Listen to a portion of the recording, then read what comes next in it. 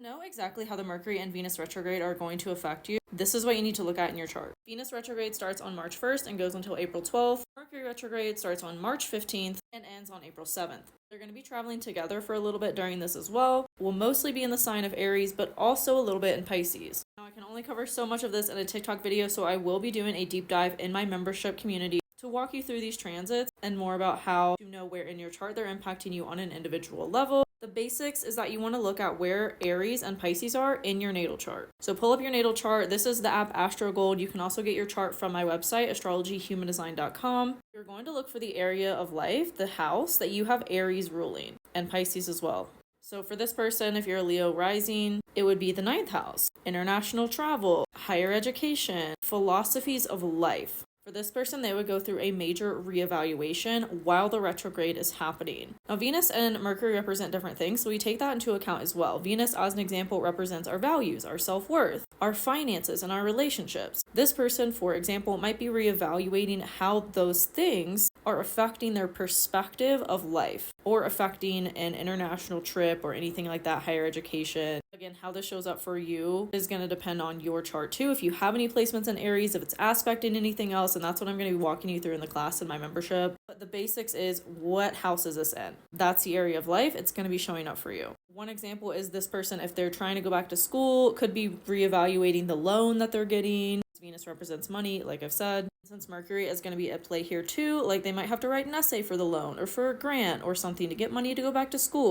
And that might get rejected, so they have to reevaluate it and they have to make changes to the way that they applied for the loan or the grant or whatever, and then resubmit it. That's just one example. Retrogrades aren't inherently bad. They just represent what we're reassessing, what we're making refinements to through some sort of internal reflection we've had on something. Another example is they're trying to move abroad, but they have to resubmit their visa and go through that whole thing again. But it could also be a mental reevaluation. They thought they wanted to move to Germany and now they want to move to Portugal. It's retrogrades really bring us a time to reflect on if we actually want what we're trying to get. You know what I mean? And it's just a little recalibration to actually be moving forward in alignment once the planets go direct. Does this make sense? Comment where you have Aries and Pisces in your chart below. And for a deeper walkthrough, come join my membership.